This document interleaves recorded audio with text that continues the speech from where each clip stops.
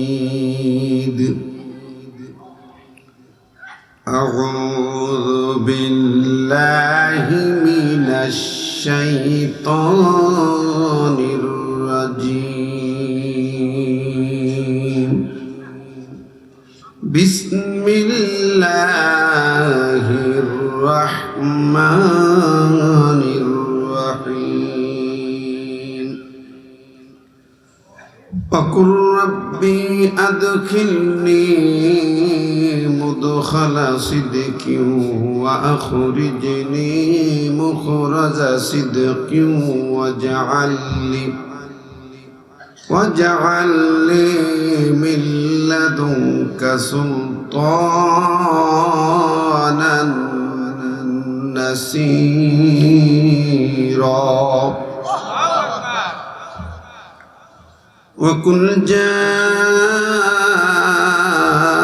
الحق وزهق الباطل إن الباطل كان زهوقا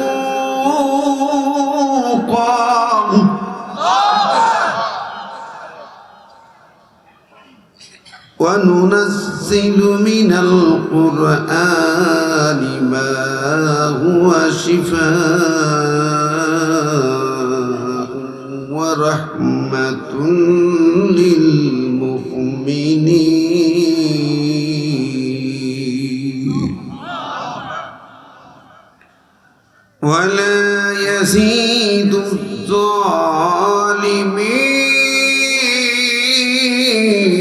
إلا خسارا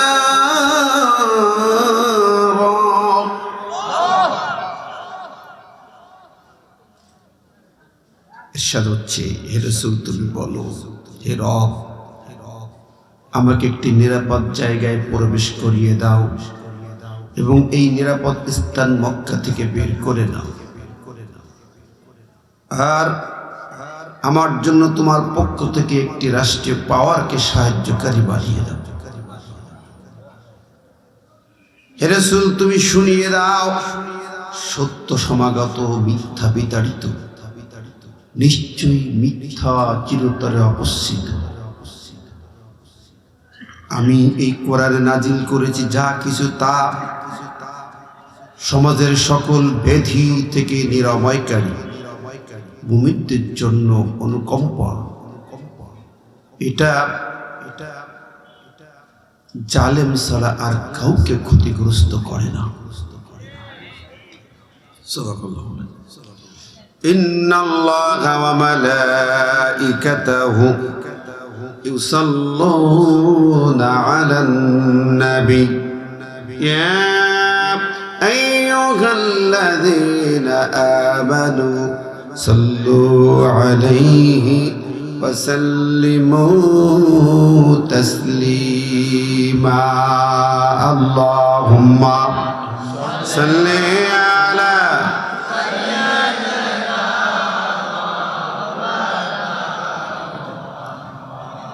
ওয়া আলা আলি সাইয়্যিদিনা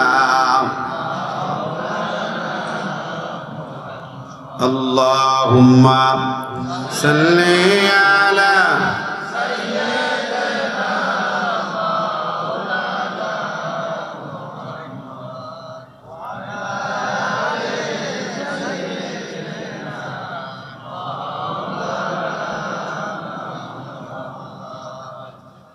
Rasul তুমি যে আমার হৃদয় বাগের বুলবুল, তোমার সুরে নিবিড় ছোঁয়ায় তাই তো হয়েছি ব্যাকুল, হৃদয় বাগের বুলবুল। আল্লাহুম্মা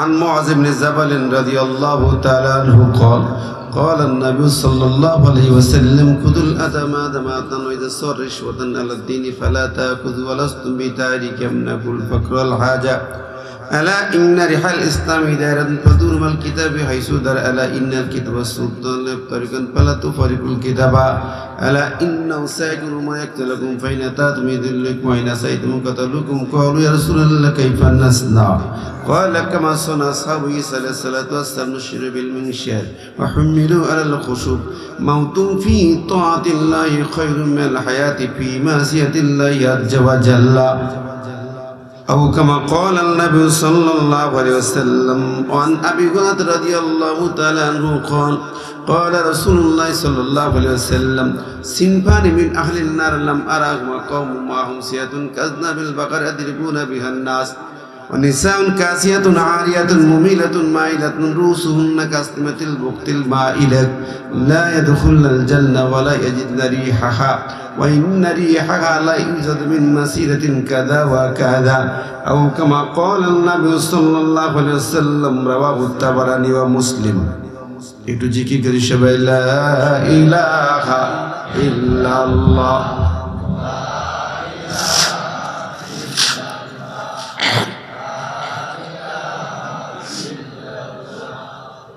লা ইলাহা ইল্লাল্লাহ লা ইলাহা ইল্লাল্লাহ মুহাম্মাদুর রাসূলুল্লাহ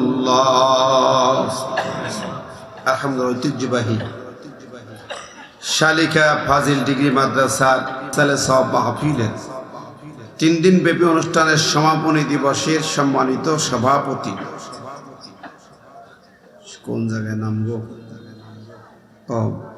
অত্র মাদ্রাসার প্রিন্সিপাল হযরত মাওলানা আবু সাইদ মোহাম্মদ মুতাসিম বিল্লাহ আল্লাহ পাক তার হায়াতে তাইয়্যিবা কবুল করুন আমিন আস্তে বলি আমিন আমিন মন খারাপ করেছেন নাকি আজকের মাহফিলের প্রধান অতিথির আসন অলঙ্কৃত করেছেন আপনাদের কৃতি সন্তান বিশিষ্ট ব্যক্তিত্ব ইঞ্জিনিয়ার আলহাজ মোহাম্মদ রফিকুল ইসলাম সাহেব আল্লাহ পাক তার হায়াতে তাইয়্যিবাকে দ্বীনের পথে কবুল করুন আমিন অন্যান্য সকল অতিথিবৃন্দ ওলামায়ে হাজরাত মুরব্বিয়ানে کرام যুবক ভাইরা ছোট্ট কচি কাচারা পর্দার আড়ালে থাকা মা ও বোনেরা মাদ্রাসার শিক্ষক মণ্ডলী ছাত্র ছাত্রীরা প্রশাসনের ভাইরা সাংবাদিক বন্ধুগণ সবাইকে জানাই আন্তরিক সালাম ও শুভেচ্ছা আসসালামু আলাইকুম ওয়া রাহমাতুল্লাহ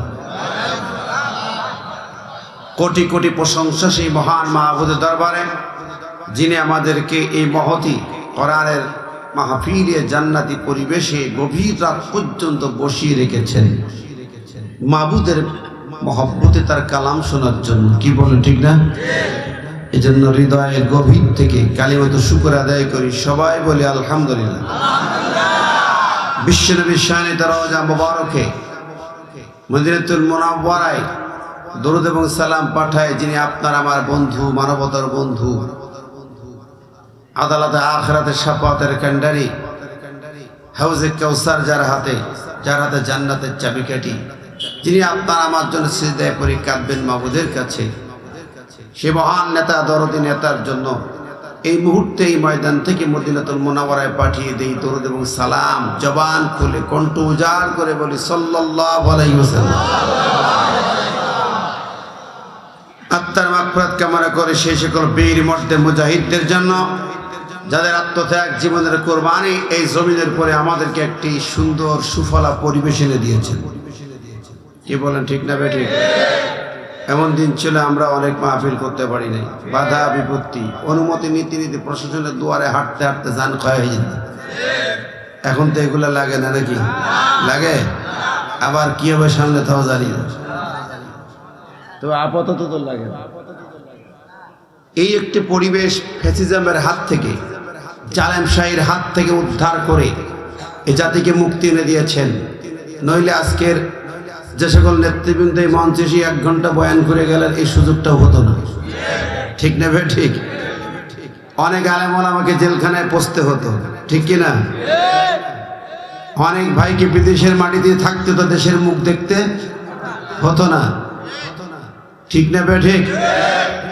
সেই জুলাই 36 জুলাইয়ের গণ অভ্যুত্থানে যারা প্রাণ দিয়েছেন, আবু সাইদ মুগ্ধ থেকে সর্বশেষ আমাদের ভাই পুলিশের টুকরা ওসমান হাদি সহ সকল বীর শহীদদের জন্য প্রাণ ভরে দোয়া করা শুধু না, জুলাই সনদকে ধরে রাখা দরকার, ঠিক না ঠিক? আল্লাহ পাক এই বীর শহীদদেরকে জান্নাতের পাখি হিসেবে কবুল করে নিক, আমরা বলি আমিন। সম্মানিত হাজিরিন, আপনাদের মাঝে 3 দিন বয়ান হয়েছে, অনেক গুরুত্বপূর্ণ মুফাক্কির ইসলাম তারা বয়ান করেছেন। গতকাল রাত গেছে আবার লাইলাতুল মেরাজ, তাই না? মেরাজের আলোচনা হয়েছে নাকি?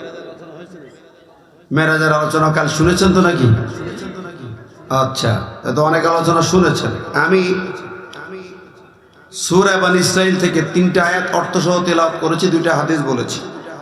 সূরা বনী ইসরাইলকে হাদিয়াতুল মেরাজ বলা হয়, মেরাজের পয়গাম বলা হয়। এই সূরাতে আল্লাহ পাক মেরাজের লক্ষ্য উদ্দেশ্য বর্ণনা করেছেন, প্রেক্ষাপট তুলে ধরেছেন এবং জাতির জন্য, মানবতার জন্য 14 দফা মূলনীতি ঘোষণা করেছেন।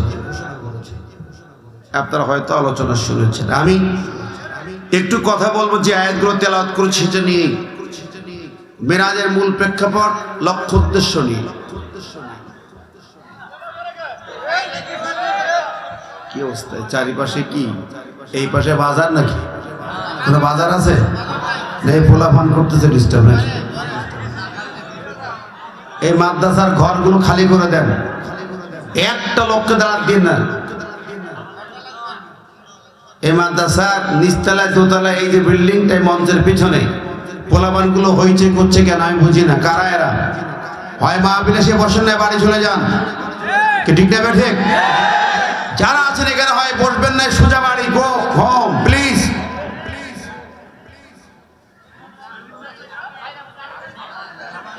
এরপরে কোন আওয়াজ শুনলে আপনাদের পরিচয় কিন্তু আমি মুখোশ উন্মোচন করে দেব। আপনারা আমার তো চেনেন, আমি বেলাল এখানে প্রবাসী নাই, 10-12 বার আইছি মনে হয়। স্টেট কথা বলা মানুষ।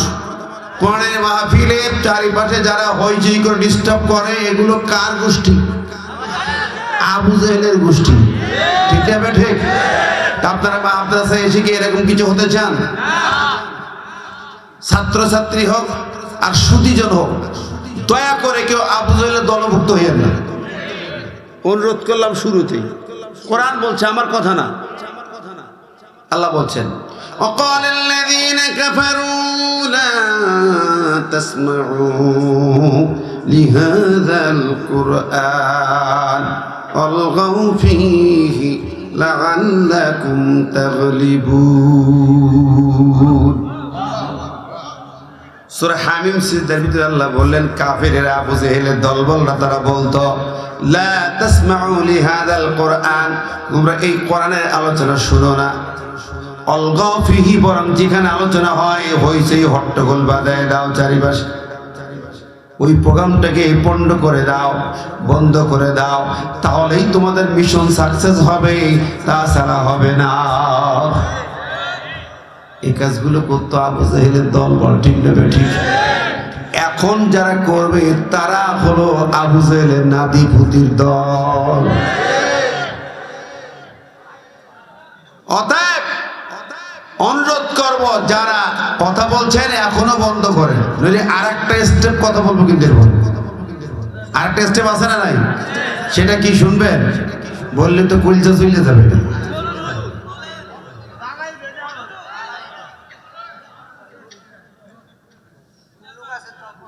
একটু জিকির করেন, সুবহানাল্লাহ।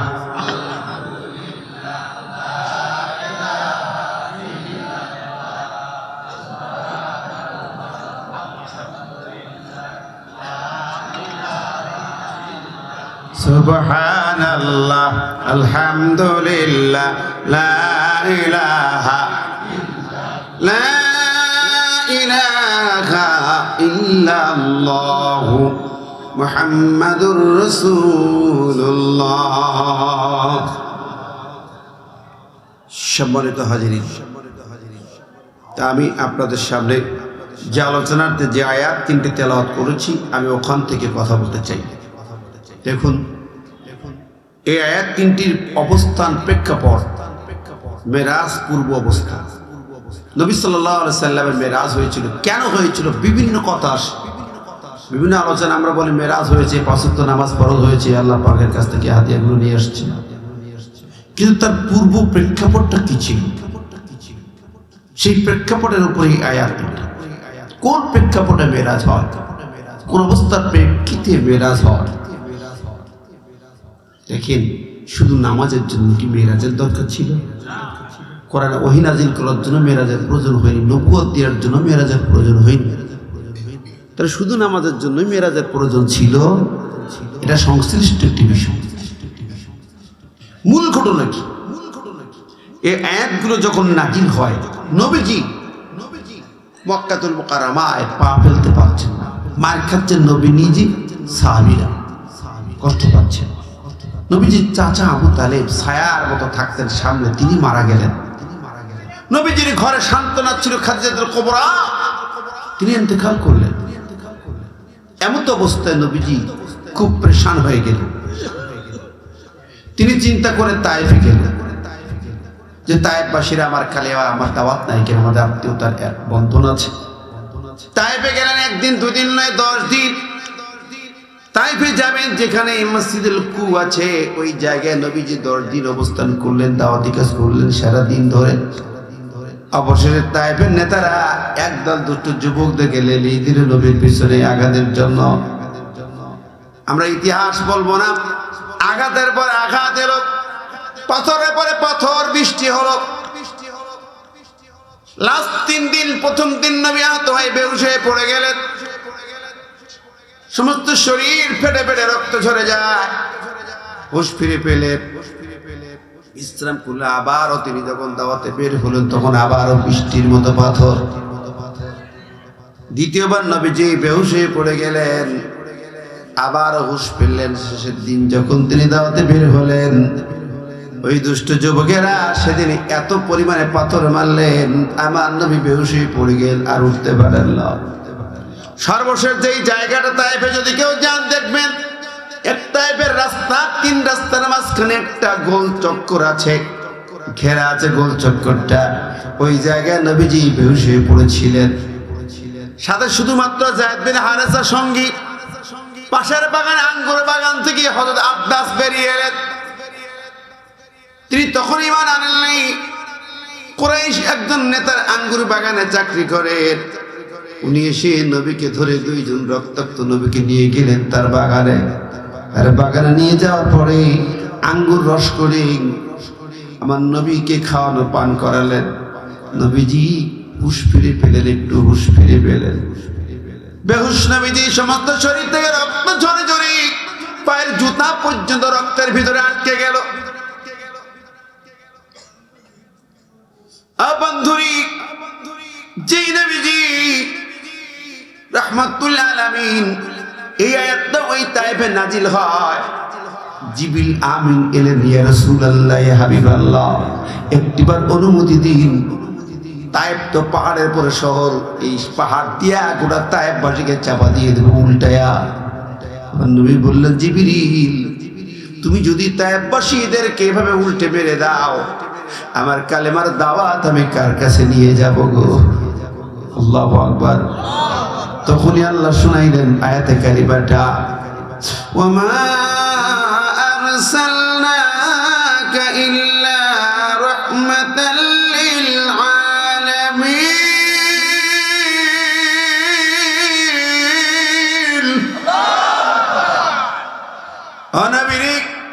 আমি তোমাকে গোটা জগতের জন্য, তামাম জাহানের জন্য রহমত স্বরূপ প্রেরণ করেছি। ধরে বলেন সুবহানাল্লাহ। ও বন্ধুরা আমার, আব্বাস দেখলেন নবী যে একটু সুস্থ হলেন। নবী তাকায় কয়, আনতা আব্বাস? আব্বাস তুমি কি? আব্বাস বলে হ্যাঁ। তোমার বাড়ি না জর্ডানে? বলে হ্যাঁ। অবাক হলো আব্বাস, আপনি কেমনে জানেন? জর্ডানে আমার ভাই ইউনুস আল্লাহর নবী, আমি আল্লাহর নবী, এক ভাই আর এক ভাইয়ের খবর রাখি।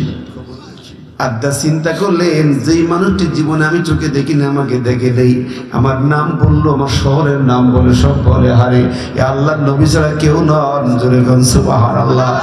তখন আমার নবীর হাতে কালেমা পড়লেন, ইমানের কালেমা, লা ইলাহা ইল্লাল্লাহ। একটু পড়ি সবাই, লা ইলাহা ইল্লাল্লাহ, লা ইলাহা ইল্লাল্লাহ মুহাম্মাদুর রাসূলুল্লাহ। যায়েদ বিন হারেসের সাথে নবীজির কাছে প্রশ্ন করেন, নবীজি গায়ের রক্ত পড়েছেন, জমিনে ধুলা বালু মাখা, ওই রক্তগুলো উঠে গায়ে মাখতেছেন। যায়েদ বিন হারেসা বলেন, ইয়া রাসূলুল্লাহ, ইয়া হাবিবাল্লাহ, শরীর থেকে যেই রক্ত পড়ে যায় ওইটা উঠে গায়ে মাখতেছেন, কোনো লাভ তো নাই, ওই রক্ত তার কোনো কাম নাই।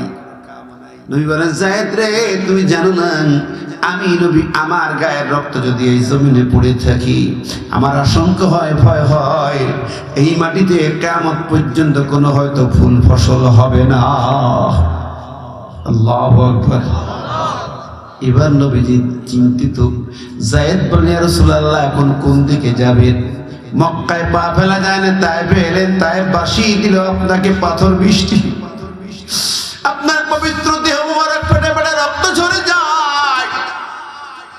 ও নবী, এখন কোথায় যাবেন?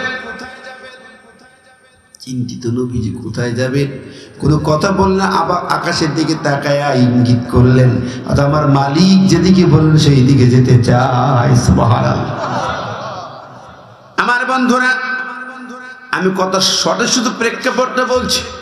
নবীজি মক্কায় ফিরলেন, রাজনীতিক মানুষেরা পেরেশান, আবু জাহেলের দলবলরা। এই সময় কয়েকদিনের মধ্যে তিনি খুব চিন্তিত। নবী পাক সাল্লাল্লাহু আলাইহি সাল্লাম কাবার পাশে তিনি বসে কোরআন তেলাওয়াত করতেছেন। আবু জাহেলের দলবল গুন্ডা পান্ডা দিয়া আমার নবীজির গলায় ফাঁস পরাইয়া, রশি দিয়া কিংবা কাপড় দিয়া পেঁচায়া পেঁচায়া শ্বাসরুদ্ধ করে কাবার সামনে থেকে ফেলে দিলেন। নবী পাক সাল্লাল্লাহু আলাইহি সাল্লাম শ্বাসরুদ্ধ বেহুশ হয়ে পড়ে গেলেন। হযরত আবু বকর ছুটে এলেন, ওদেরকে তাড়িয়ে দিয়ে তিনি নবীকে উদ্ধার করলেন। নবীজি উদ্ধার হয়ে কাবা যেই পাশে হাতিমের রাউন্ডটা আছে, হাতিমের অংশ, কাবা শরীফের ছাদের পানি পড়ে যে নালি দিয়া, ওই নালি বরাবর যেখানে পানি পড়ে ওই জায়গাটাকে মিজাবে রহমত বলে। ওখানে সিজদা দিয়া যদি কেউ দোয়া করে আল্লাহর দরবারে বিদ্যুতের গতিতে দোয়া কবুল হয়ে যায়। কাবার দুইটি জায়গায় দোয়া ফেরত যায় না। এক হলো কাবার মুলতাজিম, কালো পাথরের পাশে, দরজার পাশে মাঝখানে ওয়াল, ওই ওয়ালে বুক লাগায়া হাত দিয়ে ওয়াল ধরে দোয়া করলে চোখের পানি জমিনে পড়ার সাথে সাথে দোয়া কবুল হয়ে যায়। আরেকটি জায়গায় মিজাবে রহমত, ছাদের পানি পড়ে যেই জায়গায়, এখানে 2 রাকাত নামাজ পড়ে সিজদা দিয়ে আল্লাহর কাছে কাঁদবেন, দোয়া কবুল হয়ে যাবে। বলেন না সুবহানাল্লাহ। নবীজি ওই জায়গায় সিজদা দিয়ে কেঁদে কেঁদে আল্লাহর কাছে জারে জারে হয়ে যায়, আল্লাহ গো, যেই জাতি তোমার নবীকে মেরে ফেলতে চায় সেই জাতির ভাগ্য আকাশে কোনো পরিবর্তন বা সুখ বা কল্যাণ আশা করা যায় না। ঠিক না বে ঠিক? এখন তো নবী নাই, নাইবে রাসূলদেরকে যেই জাতি মেরে ফেলে সেই জাতির ভাগ্যে কেমনে কল্যাণ থাকে? কথা কন। এই জমিনে অসংখ্য আলেমকে মারা হয়েছে, ঠিক কি না? তাম পৃথিবীর জান্নাত রহমত, 20 শতাব্দীর শ্রেষ্ঠ দায়ী মুফাসসির কোরআন, তাফসীর জগতের মহাসম্রাট